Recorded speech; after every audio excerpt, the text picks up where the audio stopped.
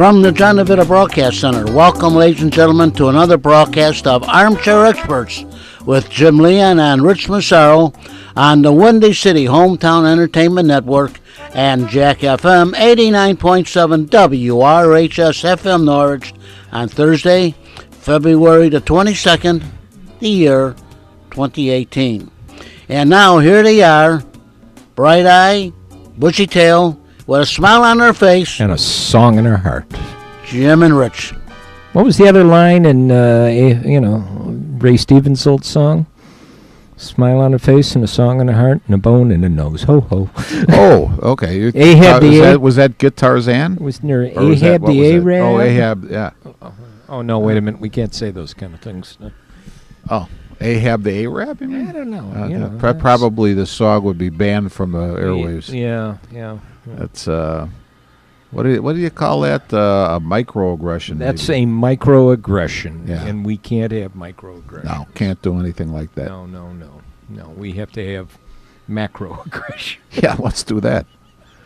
So what's up with you there, Richard? I was just feeling like sitting here staring into space, and I don't know, not much up. Well, good night, everybody. Yeah, we'll see y'all next time. We'll see y'all in a couple of weeks. You know, when you said song, who the heck? I think we've said this before. Who was the lady who sang that? Remember, they had a movie about her with a song in my heart. Oh yeah, I don't remember. John probably should remember John that. would know that. Jeez, the John. Movie Ruth, Helen something. Helen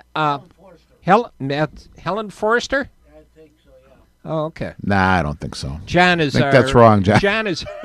Don't argue with John. Biz. John is our resident 40s expert. He should be. He should be. You know, I bet you any money before that he's making like he's drinking back there. What's going on? Oh, do I want coffee? Sure, I'll have a cup Oh, of okay. coffee. I thought John was saying, do you want to? Hey, Jim, we got some Michelob on tap. Do you want some? Yeah, it's after 12 noon. We could do that. Sure. Yeah. Definitely after 12 noon. Jim, what the heck? I saw you perusing the paper there. Well, you know what? And I happened to flip open today's Wednesday as we're doing this. Wednesday's Sun Times to the back article with Rick Tellender, always insightful. I say with great sarcasm. Yeah. But I heard, when I was driving in this morning, I heard the guys on the Score talking about this and the fact that I guess the NCAA is vacating the 2013 NCAA championship at Louisville. And Yeah. I guess the question is, what does that accomplish? Yeah, They didn't know either. Jim, they didn't. At least they figure out right. what does that really do? To me, it punishes. I don't know who they think they're. Thanks, John. I don't know who they think they're punishing. Thank you, John. But I would say this: unless you think absolutely everybody that was involved with the Louisville basketball program in what was it, 2013, 2013, is guilty of something, I think it's a rather stupid penalty, and it's not very well thought out. And what does it really accomplish? If Rick Pitino is guilty, he's already gone. I don't know what else you could do. He's already gone. I mean, he was fired already. He's fired. But why are you taking that honor away from the team that deserved it? Yeah. I never figured the same. I thought the same way when they vacated a bunch of Penn State's victories with Joe Paterno. What was the point? What? I think they put most of them back now. I think they have. I think they put most of them back. I was reading just recently with this Larry Nassar thing with the gymnasts. Mm-hmm. That one of the columnists for the USA Today brought up Mark D'Antonio and Tom Izzo's names. And I'm like, what does Mark D'Antonio and Tom Izzo have to do with this? Now, one of the references were, I think some of D'Antonio's players had been in trouble for, I'm not even sure what. There were some issues regarding sexual assaults. Okay. The most recent ones were dismissed from the team and dismissed from the school. Well, my point would always be this: how much do you think? How invasive, let's put it that way, do you think a coach should be? I always said, did we have this discussion, or did I have this discussion with Jimmy Sunshine when the guy who just hung himself that played the tight end for the Patriots, Hernandez? You know, Jim, it was either you or Jim Matthews that was saying, well, they didn't do anything to him when he was at Florida State or Florida. Florida. He played for Urban Meyer. For Urban Meyer. And, nothing was done with the Patriots. And my answer to that is that I don't care if you're Joe Paterno, Mark D'Antonio, Urban Meyer, Bill Belichick. Now if you turn around and you start to, I don't know what's a good term, say you go after these guys in some way, then the media is going to turn around and say, well, what are you, a dictator? Or do you have a police force? You're not a detective. Yeah. You're not a cop. Yeah. So you can't. You're screwed either way. Yeah. And it just what, they want it both ways. The media does. And I'm reading. I'm glancing at what Tellender wrote today, and some of it is actually, in a cynical way. It's what the truth is, but what did they do about it? The craziest part of the charges, and this is from Rick Tellender's column in today's Sun-Times, today being the Wednesday the 21st as we record this. The craziest part of the charges, which comes from an investigation of more than a year, is this. The Cardinals coaches spent thousands of dollars on prostitutes for at least 17 recruits. For at least what, Jim? 17 recruits. Okay. I have seen just about everything in the dark realm of money-driven elite college sports, wherein the strangest system of free labor and mercenary coaches, plus unrestricted, big-funded boosters, has created a bizarro land cartel that has absolutely nothing to do with the academic mission of any university anywhere. I recall high-powered weapons in athlete dorms, sexual assaults by All-Americans, under-the-table payments to athletes, drug dealing by an Oklahoma star quarterback, fake test scores and papers, as well as a lot of drunken violence by players in campus bars. But providing hookers to highly skilled teenagers is, for me at least, the cherry on top. Of course, Pitino says he knew nothing about all of this. All of his one-and-dones just come to Louisville for the camaraderie and a critical half-year of classroom fun. Interesting choice of words there. Talking about prostitutes, and then he uses cherry on top. I was like, I thought that was totally gone. So, hey! Hey there. I think John's asleep. He hasn't even gotten close to the speed dial John yet. doesn't even want to pay attention to us right now. Oh, my goodness. He's trying to think, should I call the priest right now or not? Oh, my goodness. Jim, I don't know what Tellender is talking about. I mean, I hate to. Now, you think he's being cynical? No, I'd say this. They had to get the prostitutes because the regular co-eds were not going along with this. Well, anymore. yeah. It used to be just the regular co-eds they'd get. Sure, somebody. In fact, Tellender's son said. In the course, he said, my 27-year-old son, a former Division I college athlete, was stunned with the news.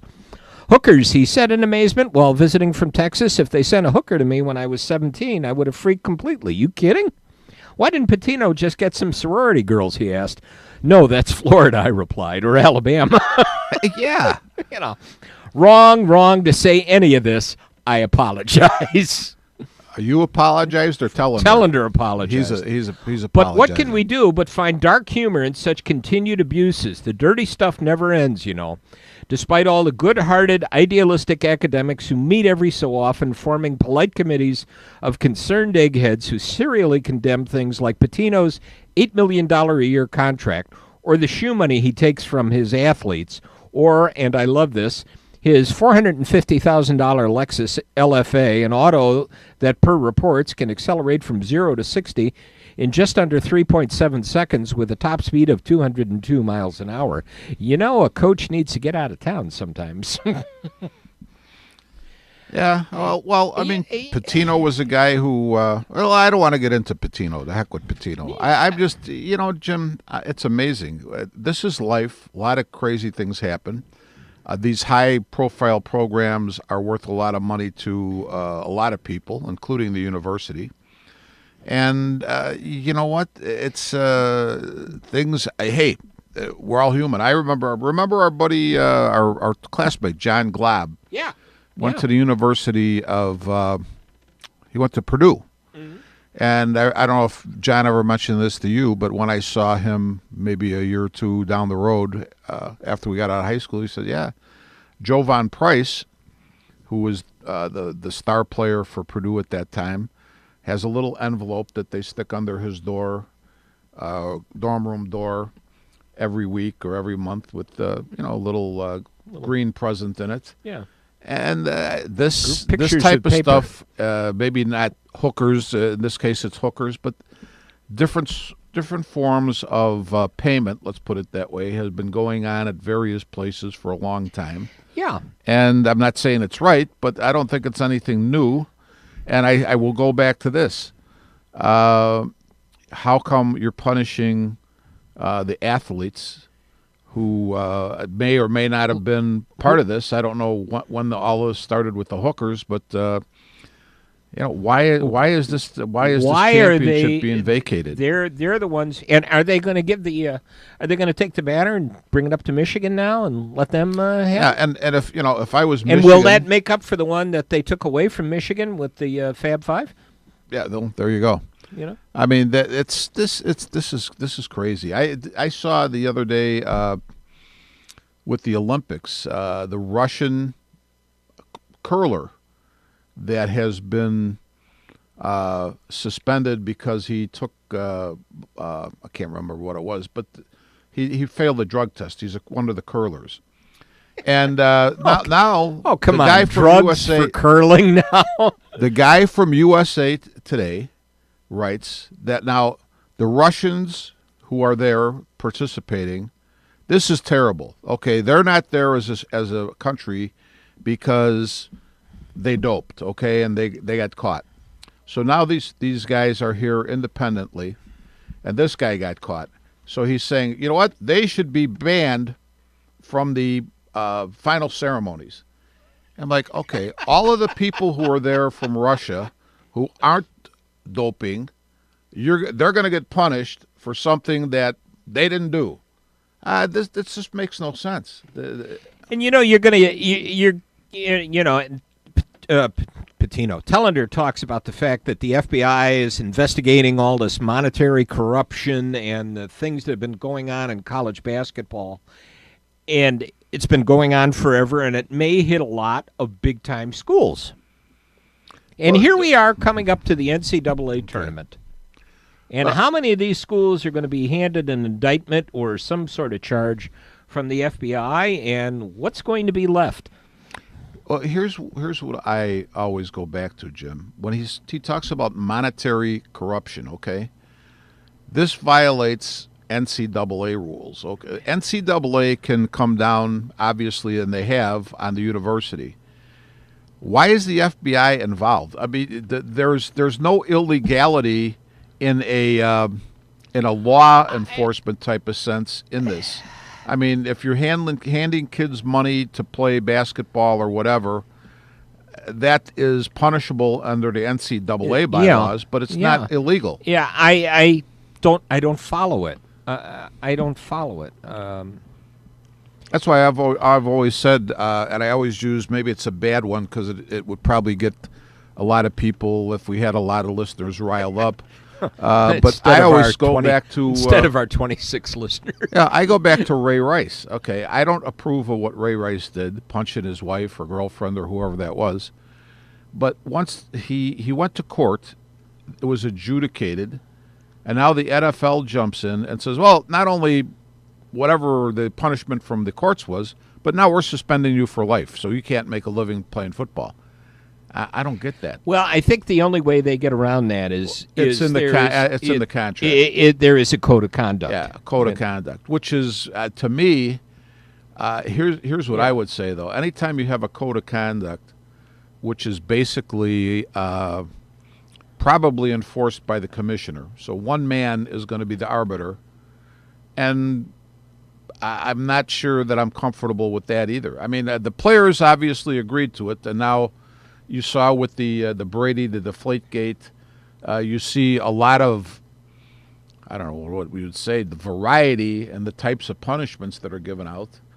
And there doesn't seem to be much of a rhyme or reason. You know, you could get 6 games for not having enough air in the football, but you whack a guy with your helmet and knock him out for the year, on a helmet-to-helmet, and you get 2 games. Well, you get 4, and you plead it down to 2. And you plead it down to 2. So that's a whole nother ball game there. But I go back to, well, let's not say the NFL though.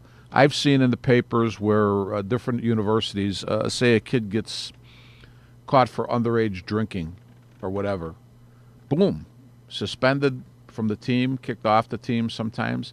Now there are coaches, and I think they're, I have mixed feelings about it because either they're being selfish or they're being very fair, one of the two. It could be either. That say, well, no, we're going to wait till this plays out. Okay, you get your day in court before we make any determination about where you are, what your status on the team is.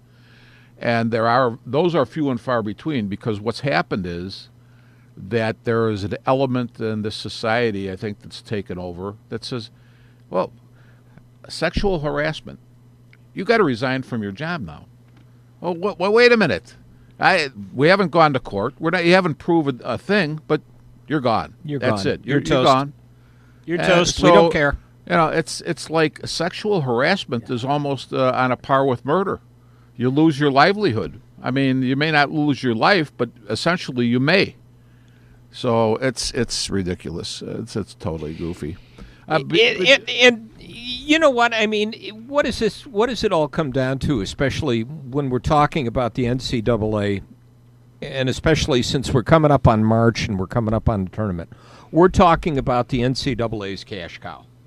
We're talking about the event that pays for all the championships in the non-revenue sports, and then some. Yeah, but it's not going to hurt the NCAA tournament. No. As long as they've got CBS and Turner, that's going to give them $8 billion. Yeah, I mean, how's it going to hurt them? Nothing. It's not Besides, Ron Stock is going to hand me a March Madness, one of those play the March Madness things, and I'm going to be interested. And somebody's going to. You'll be in a pool or get a square or something, and you'll be interested. So I'll go on Yahoo and try to pick all the games and win $1 million if I'll say get them all right. Rightfully so, though, Jim. I mean, I don't agree with what they did at Louisville, but you know what? It's not going to keep me from. If I want to watch the NCAA tournament, I'm going to watch it. This is not going to keep me from doing that. I wasn't that thrilled with the NFL players kneeling for the national anthem, but it didn't really stop me from watching professional football. Now, what would stop me from watching professional football is the goofy, blessed rules that they have. That's the thing that's keeping me from watching it, because I don't know what a catch is, and when does a receiver become a runner, and why isn't he a receiver all the way through? What happened to him? Somebody waved their arm over him, and he became a runner?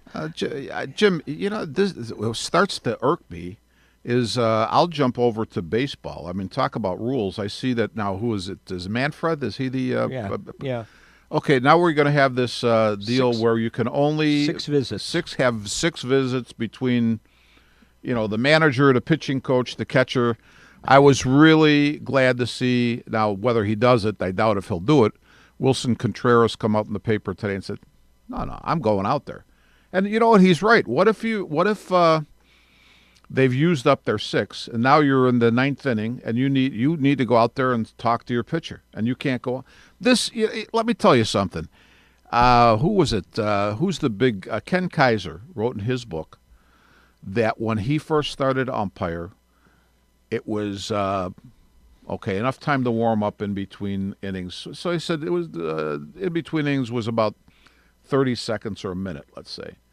He said then they started to throw more and more commercials, and now it's like 3 minutes, two and a half, 3 minutes. 2 minutes and change, 3 minutes. So I have to laugh when baseball or football says we need to speed up the game, because the game, Jim, you can go back to when we were kids, and if you went to a game at Wrigley Field before TV really set in, I can remember, I've said this many times, the game started at 1 at Wrigley. We were sitting in the bar across the street at 3 o'clock. Game was over. Hey, Okay. think about when we were kids. A 1:20 start at Wrigley Field. Mm-hmm. We'd get out of school at 3:15, sprint home. If we were lucky, there was still some. You'd see get maybe the the ninth, end of the game. the ninth inning. If Yeah. not, you've got the 10th inning with Jack Brickhouse. Right. Yeah, that's And true. then you find the scores and whatever happened. Here's the other thing, though, Jim. Now, in football's case, I think the game does need to be sped up, but it's not the game. Well, put it this way. The replays and stuff add to this, but it's the commercials after every possession that extend the game. I was noticing something this year. The commercials do extend it, but I'm noticing something that Fox was running commercials in a box. Well, maybe that's what they should do. But a that 50 those 15 are additional commercials. Those though, are Jim. additional commercials. They're 15 seconds. It's a way to sneak other advertising in, but we're not having another timeout. But I would say this about baseball. Why do you want to speed baseball up? To me, if I'm an owner, whether it's football or baseball, I want people there, buying hot dogs, drinking beer. I want them. I want them buying souvenirs and going to concessions and drinking beer and. And with the cost of the game, you mean somebody wants to spend $150, and then boom, boom, boom, we're done in an hour and a half, go home? No, I'm just going to sit there and get my money's worth. Think about it. I always remember a game, late 60s, noon, and they were calling it a businessman special. It was a game in St. Louis. Bob Gibson and Ferguson Jenkins. Mm-hmm.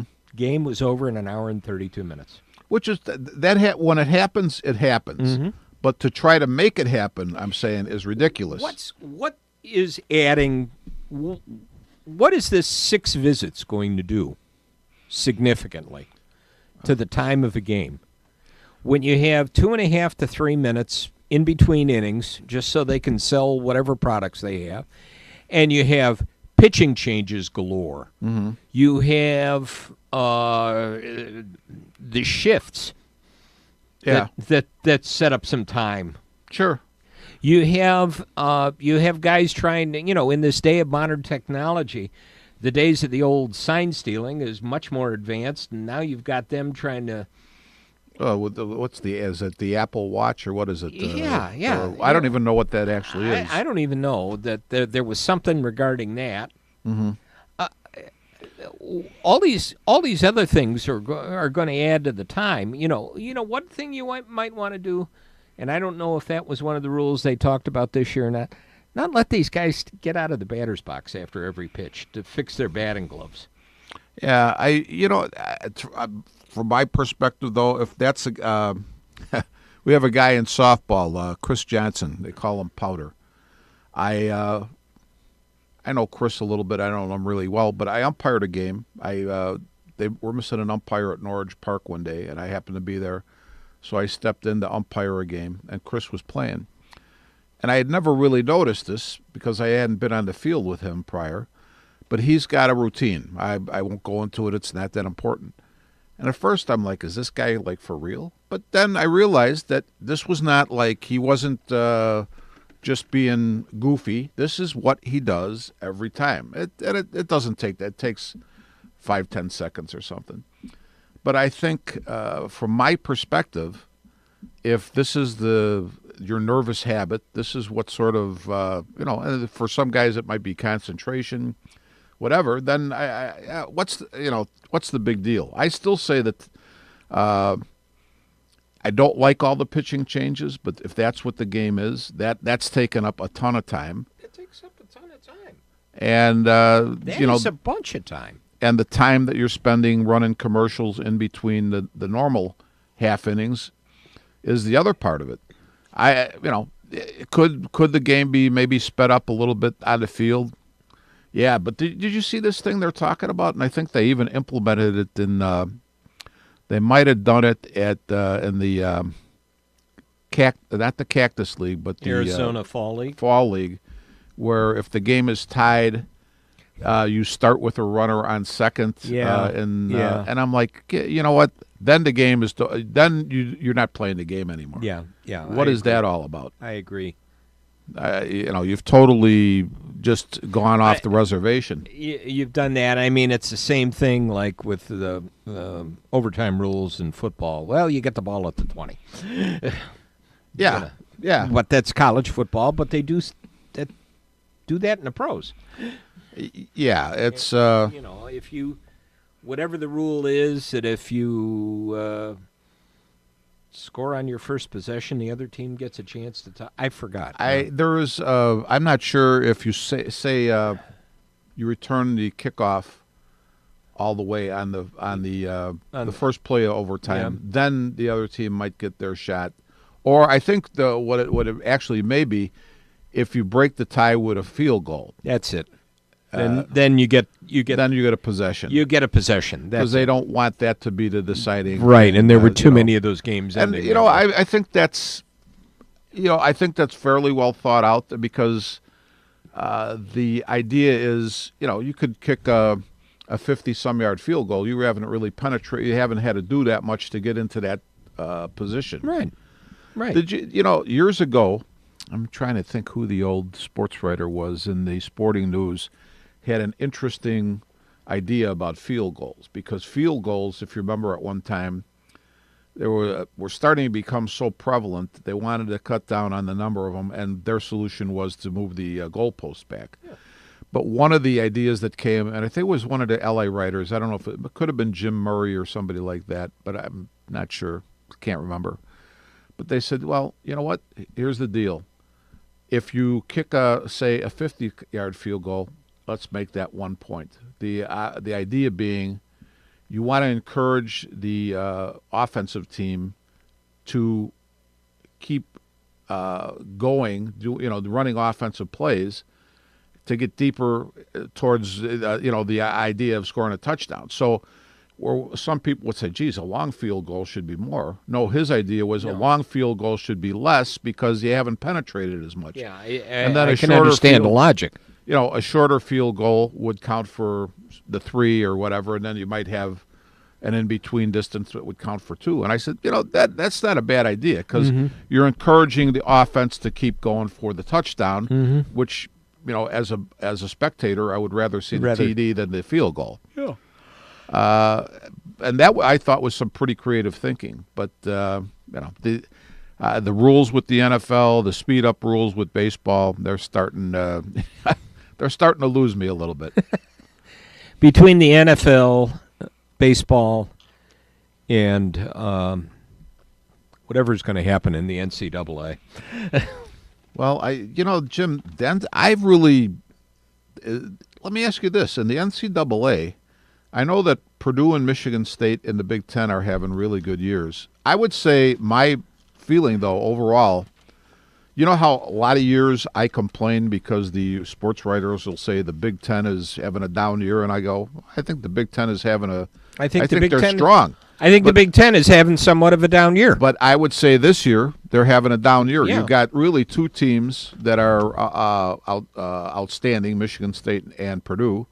And I think everybody else is fairly, your next 2 after that, Ohio State and Michigan, are having good years. No, that's true. They're having good years. So I mean, you can look at it. You probably got a shot, certainly for 4, right, to go into the tournament, and it's going to be interesting to see how the Big Ten tournament plays out this year. Well, I think since they're going to start next week. They're starting a week. They're starting a week early.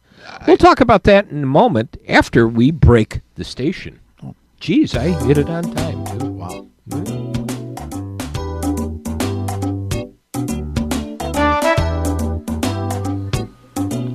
You're listening to Armchair Experts from the John DeVito Broadcast Center on Jack FM 89.7 WRHS FM Norwich and the Windy City Hometown Entertainment Network on Thursday, February the 22nd, the year 2018, with Jim Leon and Rich Massaro. And this is Jack FM 89.7 WRHS FM Norwich. And now, back to Armchair Experts with Jim Leon and Rich Massaro. Thank you, Doctor. We could probably throw Nebraska into that mix, too. Yeah, I mean, I think Nebraska will get consideration just because they don't normally get there, and they've really done a good job. I think they started off the season poor. Now they've run off 5 or 6 Big Ten wins in a row. Yeah. So I think they're, put it this way, if you're on the committee, they become an interesting team because they're one that you don't see that often. Yeah, you're going to look at them, and you're going to look at them and see how deep they go into the tournament. Jim, I got you don't read the paper every day, do you? I try to look at the Tribune. I get it online. Did you see the totally okay, then you didn't see there was a totally useless article this week. They sort of interviewed Mark Aguirre, and it turned out he had absolutely nothing to say. Mark Aguirre. Because they're talking about DePaul. What is he doing? And he was like, I think he might be working for the university in some capacity. Okay. They say that he walks from his, he's got a condo that's not far from Wintrust, and he walks to all the DePaul games. Goes to see him all. But I mean, he was like Billy Martin in the beer commercial. He felt very strongly about nothing. And I'm reading this article like, why am I reading this? I mean, he didn't say, well, I think we need a new AD. I think we need a new coach. He didn't say anything. I'm like, why did they write this article? He has said nothing. So it was a fun article to read about nothing. Fun article to read about nothing. And DePaul is 3-11 in Big East play and 10-16 overall. Well, they gave their they play Villanova actually tonight, Wednesday. So they gave their overall conference record since they've been in the Big East, and it's like 30 and 100 and something. Oh yeah. So and I look at some of the names of the guy. I'll read what they don't have any big articles about them, but they'll have some blurbs in the paper, and I'm like, where did these guys actually come from? Because they're not any local guys that I've heard of anyway. I know Eli Kane, Max Pruss. I don't think those guys, at least if they were from local high schools, I don't know which ones. And I'm like, where the heck are we getting these guys? I have never heard of some of these guys. And I had dinner with a couple of friends of mine a couple of weeks ago, and I known the girls for years from going to DePaul games when I had tickets back in the 80s. Mm-hmm. And they still are very loyal and still go, but that's okay. One of them is a DePaul graduate, so she maintains her loyalty, and she says it's a night of entertainment. Jim, the one I was thinking about this the other day, not in terms of bringing it up on the program, but I'm thinking to myself, we just went over the Louisville thing with what was going on there, and the fact that they were violating NCAA rules, which there's no question that they did that. But what really makes a successful coach? Could you say Dave Lighthouse, because we're talking about DePaul, could you say if he's going to have a losing season? It looks like, and he's like since he's come back, I believe he's about 31 games under 500. But could you say, and I'm just using him as an example. That doesn't mean that this is. That I'm saying that he's a success, but what makes a successful coach? Can you be a losing coach and still be successful? Because think about this, James. When you, say you coach high school, you coach college, not every high school player is going to go on to play college football, right. And not every college player is going to play in the pros, I should say, and not every college player is going to, not every high school player is going to play college, and not every college player is going to go to the pros. Now, what things can you accomplish that you could say you were successful aside from a one-loss record? Number of students that came through your program, or the number of players that came through your program that left with a degree. That would be one. That would be the thing. Now, the other thing, though, is say if And that they left in with a degree in either 4 years or if they redshirted 5. Well, say this, though. What if you played, say, for DePaul right now, and even though you had a losing record, you felt, hey, I had a great experience. I got to play college basketball. I got to play major college basketball. Maybe I learned something other than what I had learned coming up in high school. Maybe you had enough of a love for the game going forward that you might coach somewhere at some point. Mm-hmm. So I would say, hey, we all love to win, but I think there are other things that go into being a successful coach. I noticed the difference, and I'll admit I haven't been to a DePaul game in many years, but noticing the difference between Pat Kennedy when he was the coach and Dave Lato when he came in. Mm-hmm.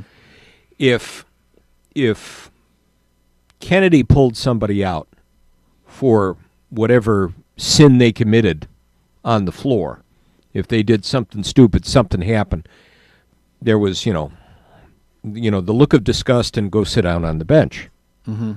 Lato would, if you had the opportunity and had the whistle or take a timeout, and Lato stood there with his finger and pointed at him and said, "Come here," it would be a moment that you could kind of look at and think you had a teaching moment there. Yeah, sure. Because Lato would call him up and say, "This is what," you could look at it and say, "This is what he did. This is what happened. Mm-hmm. This is what," and he'd tell the kid, "Okay, go back and sit down, take a blow and relax for a few minutes and then bring him back in." And I noticed the difference, and I never saw this with Lato, but I saw it with Kennedy. Couple of times, thanks to my friend Arthur Brooks, I had press credentials and sat down. And Arthur would usually get me press credentials if he knew what was going to be on the buffet in the press room before the game. Hey, you need to come tonight. We're having this. Okay, I'll be there. Yeah. He's okay. You're the basketball reporter for the Citizen. Yeah. That's right. But you'd hear Kennedy talk about the players and talk in the post-game press conference about the players and being very coach-like, but get back into the room with the boosters. Yeah. And I'm hearing them run these kids down. Yeah. That's. And I thought, how cynical can you be? Jim, who did Northwestern play in the bowl game? The football. I can't remember who they played, but it doesn't matter. Doesn't matter. I watched. I can't recall. I watched that bowl game, and I don't think this that often, but I thought. But that's the way college football should be, because Northwestern, I think, might have gone for it on fourth down when they could have kicked the field goal. And then their opponent drove down and got the touchdown that put them within one or whatever it was, and then went for a 2-point conversion and didn't make it. And I'm thinking, this is the way the coaches should be able to do this, because – okay, the losing coach, obviously you don't want to lose. The winning coach gambled as well, and it paid off for him. But, why does all of this hype and everything have to come into play? Hey, roll the dice sometimes, man, and just have a good time with it. Let your player trust your players to do something. Sometimes that's all you need. By the way, the rest of the sanctions, just looking at the transactions in the Sun-Times on Wednesday here, NCAA upheld sanctions on Louisville's men's basketball program, which include vacating the 2013 NCAA championship and 123 victories between 2012 and 2015. Okay. So I wonder if the kids had to give back their rings from the championship. They wouldn't be getting my ring back. I can tell you that much. No. But I wonder if they had to do that. Yeah.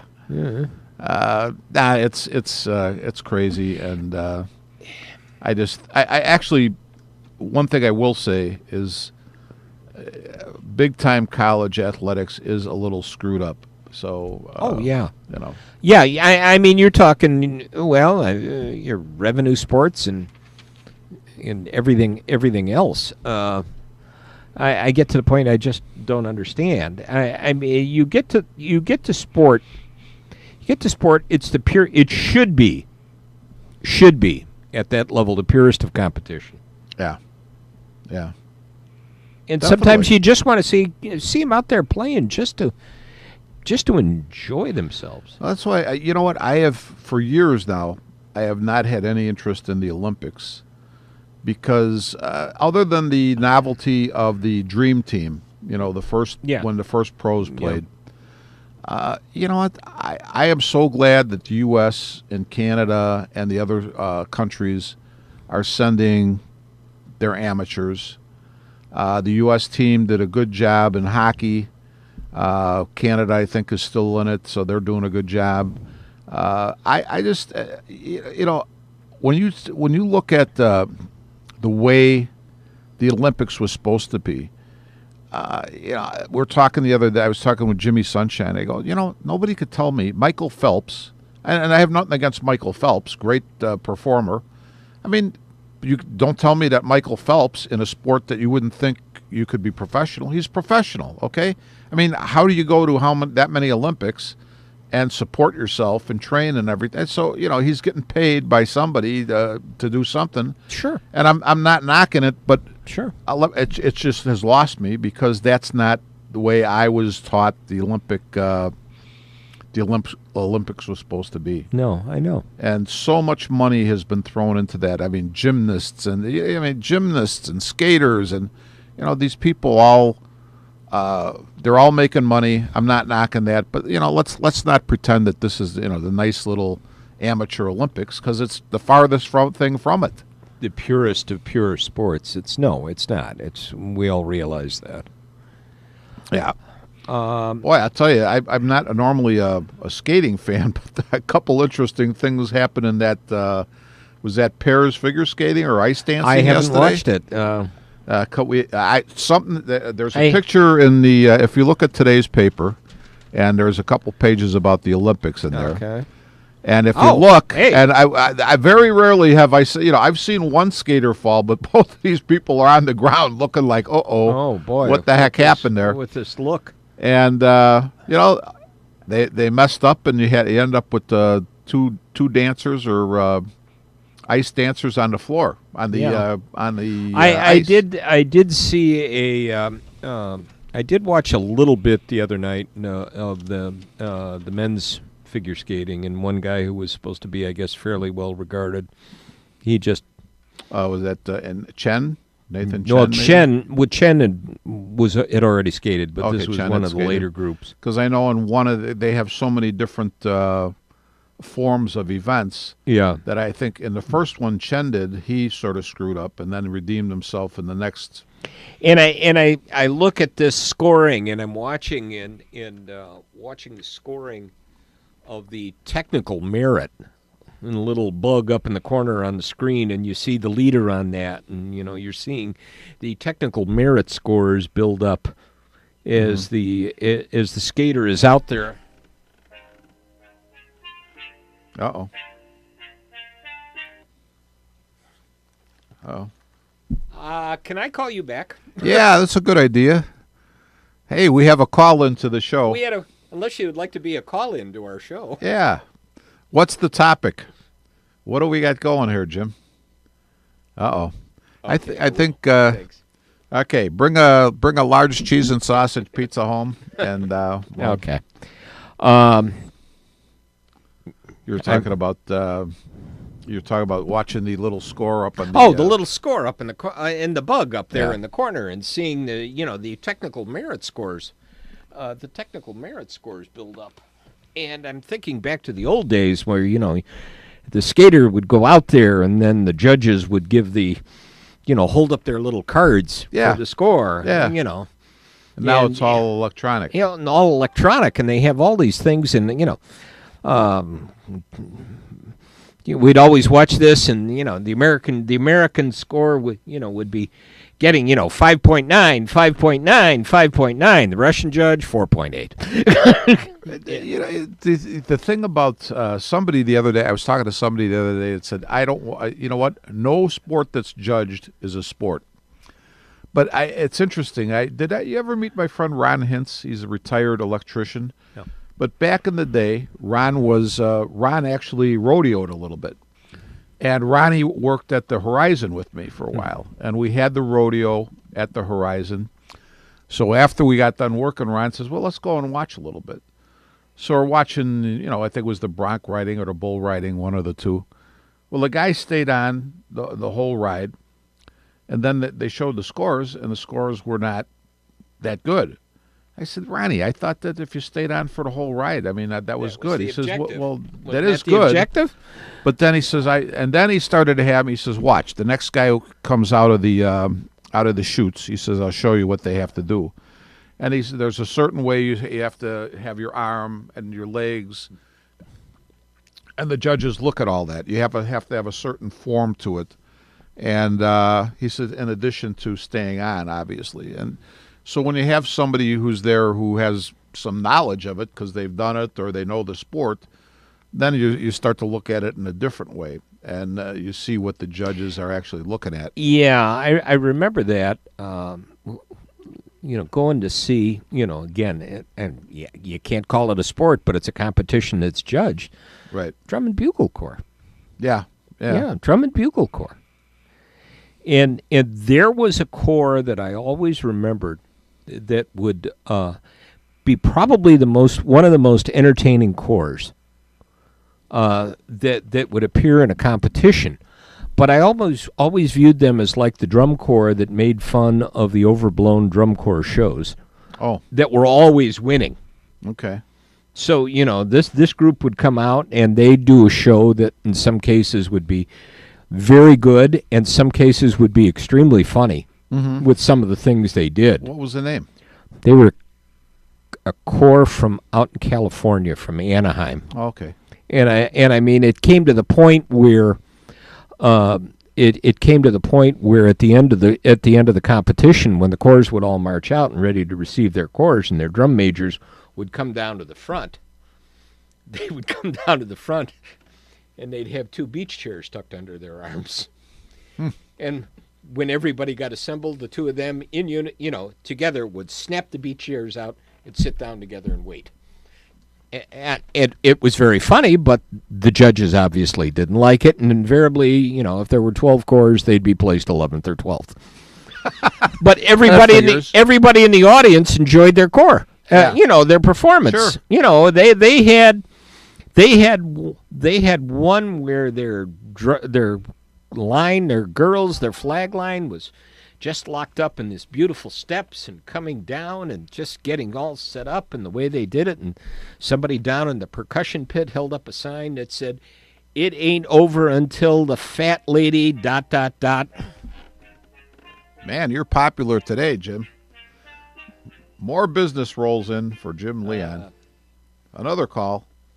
I don't recognize the number. Go ahead. But it was, it ain't over till the fat lady ... And from somewhere down in the percussion pit, one of the drum line or somebody in the percussion pits, jumped up and had the Broomhilda wig on and the Viking helmet with that, and would let out with a ah! And the whole place would go berserk. It's probably a little bit, Jim, like if you really are into baseball, you're a baseball fan, you probably figure, hey, there's a certain way you play the game, the right way.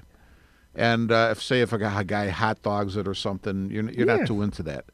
Well, I would say maybe if you're a hardcore drum and bugle fan, then no, you can't be doing what they're doing. You can't be doing that stuff. That's ruining everything. everything. You can't be doing that stuff. So, by the way, I did. There was another thing that was on my mind. You have said to me, I think, and without thinking a whole lot about it, I've been in agreement with you, and other people have said, geez, the Sox might be a little bit better than everybody might think they are. But today, it was last night, I think, probably anticipating the show, I'm thinking to myself, well, you know what, let's really take a look at the Sox.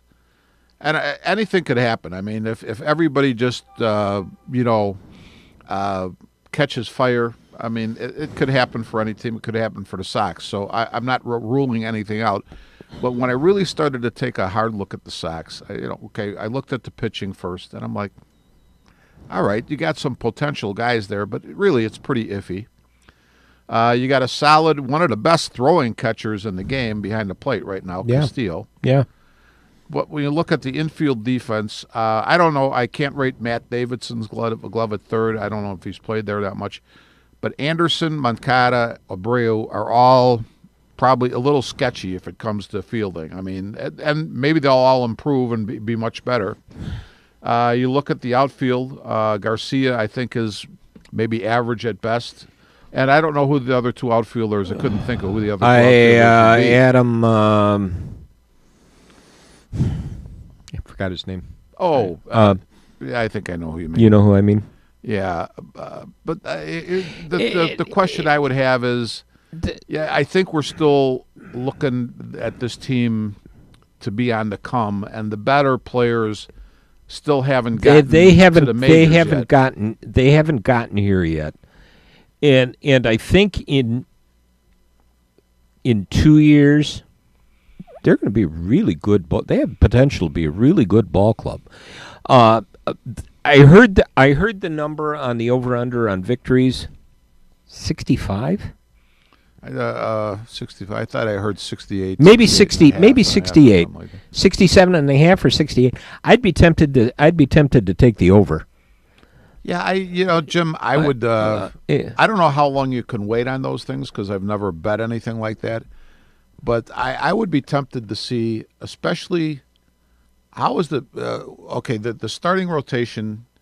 The two veterans are iffy, Shields and Gonzalez, and then the three young guys, Lopez, Giolito, and Fulmer. I'd say Fulmer's a definite full question mark. He's right. And Lopez and Giolito looked good at Rondon, the end of last year, but you don't know who when knows? Rondon is going to come back. I never. You know what? If I was a Sox fan or a betting man or whatever, I wouldn't count on Rondon or him ever. I mean, he's been, his whole career has been spotty as can be. I agree. So even when comes, I hear about the great stuff that he has and everything. Well, you know what? It hasn't really done much yet, and now he's hurt, and looks like he continued to be hurt. So who knows when he's ever going to be available? And so I really don't count or talk about him much. Did you want to talk about what do you think? Darvish wasn't signed by the last time. No. I'm still. He's 2 years removed from Tommy John surgery, and he's a .500 pitcher. Mm-hmm. But who knows how? Put it. I think the one thing that helps in that situation is that he does not have to be at the top of the rotation. Right. And although I think he might be your two. Now, what I really get a laugh out of is today in the paper, he pitched yesterday just in there wasn't even a batter, or they might have had guys just step in and watch the pitches, and he was getting high fives and fist bumps and everything, and I'm like, okay, really? I mean, you just basically you look good against nobody. I mean, what are you talking about here? It's spring training, Rich. Everybody spring looks training. good in spring. Everybody's going to win the World Series in spring put training. it this way: I can't throw as hard as you, Darvish, by any stretch. But if I could get the ball over the plate, if there's no batter, I'm going to look good in spring training. Absolutely. Hey, you got it over. If I can get it over with my 47-mile-an-hour fastball Really? now. Hey, he's throwing strikes. I'm throwing strikes. It's good. That's all I need. Now, what? I don't know. This is a good ball club. I certainly wouldn't. I certainly expect to see them deep into the playoffs. You would hope. I mean, I would be think, surprised if they weren't. Here's let me say this to you, Jim, and see if this rings a bell with you. Last year, starting out the season, we had Lester, Arrieta, Hendricks. and they brought in the guy from L.A. to lefty, right? And I don't know who. And he flopped. And I don't know who the fifth guy was, but they used a variety of guys. And the Montgomery team, a lot. Montgomery, but he was in and out. And they had the other guy, the kid from they got from Colorado. Was it Butler? He pitched a little bit. Yeah, Eddie Butler. So here's my theory, and they really didn't play well.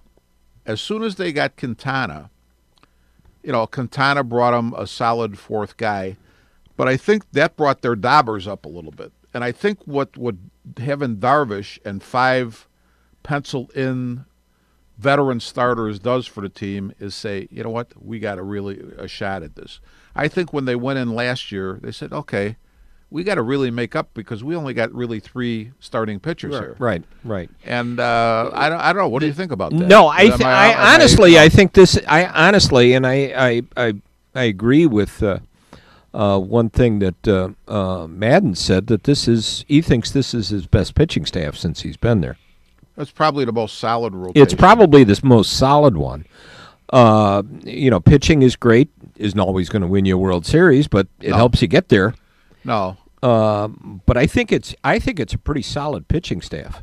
Yeah, I think they did a really good job, and it's I noticed too. I'm waiting for Jake to sign because Martinez got signed, Hosmer got signed, and so Jake is probably still the biggest name out there. Yeah, and I saw an article. On a Cubs blog today about.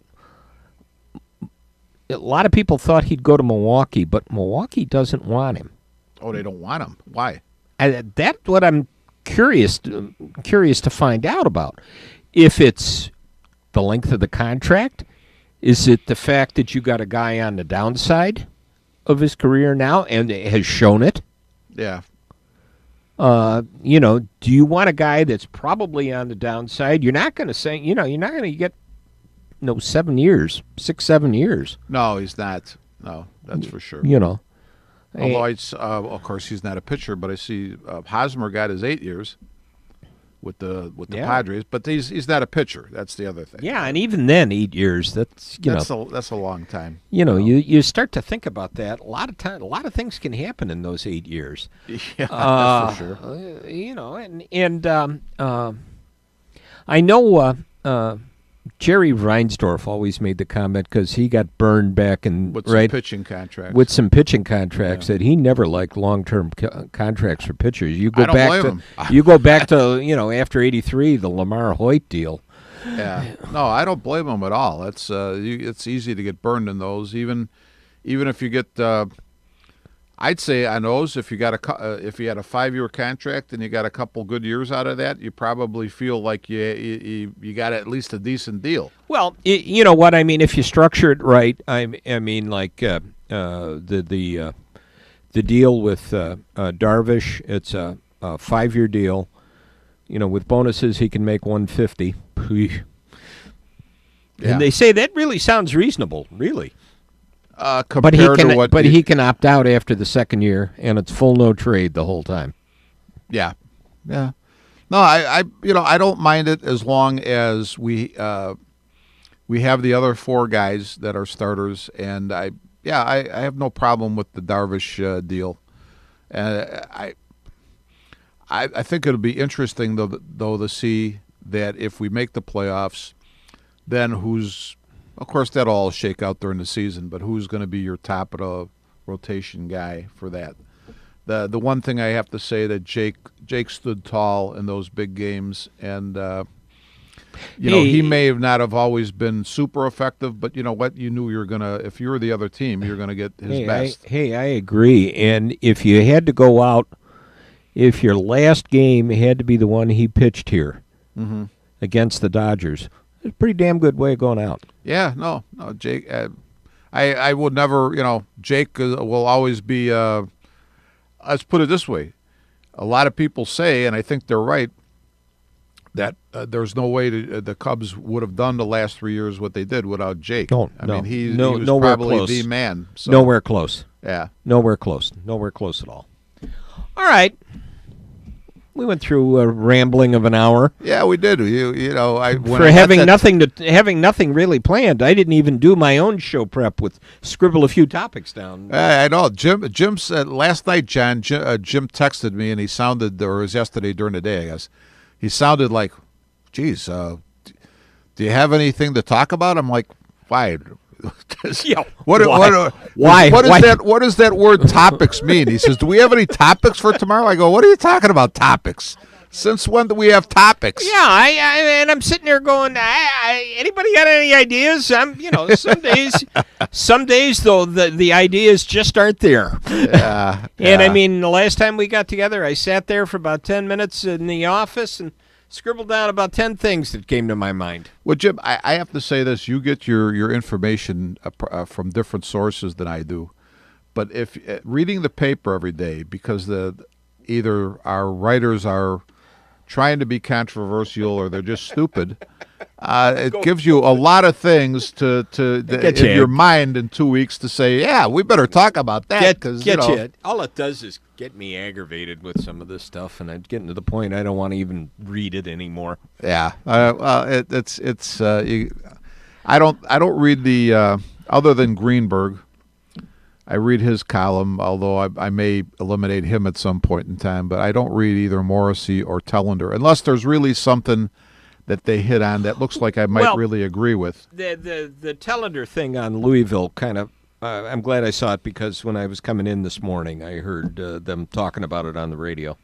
And I had to go along and agree with it. And I think we pretty much said, like, what does this do? Nothing. Yeah, it doesn't do anything. Doesn't do anything. Nothing good anyway. So nothing good. All right. Well, I think we beat this up for an hour and change. Yeah, we sure did. And it's late and I'm hungry and I want to go home. I don't blame you. All right. I've had a long day. We'll do this again in a couple of weeks. We'll get together and John will put up with us and laugh at us or ignore us while we ramble on for an hour and change. Yeah. We'll throw this thing up on Facebook. In fact, I forgot to put the last one up on Facebook, so shame on me, but we'll get that up there and we'll get together again in a couple of weeks. Until then, play the music, John. All right, we're out of here. We are Taillights.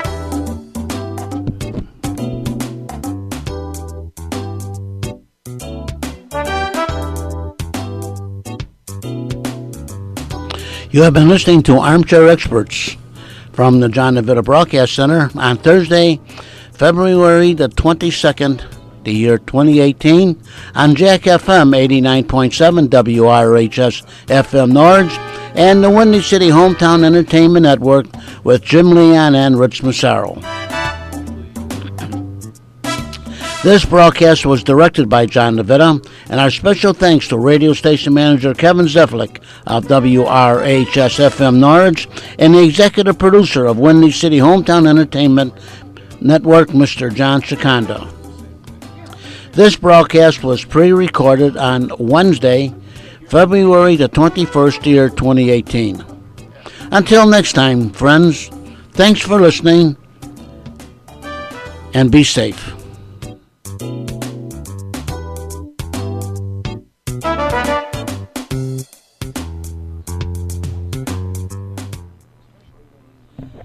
And this is Jack FM 89.7 WRHS FM Norwich, Illinois.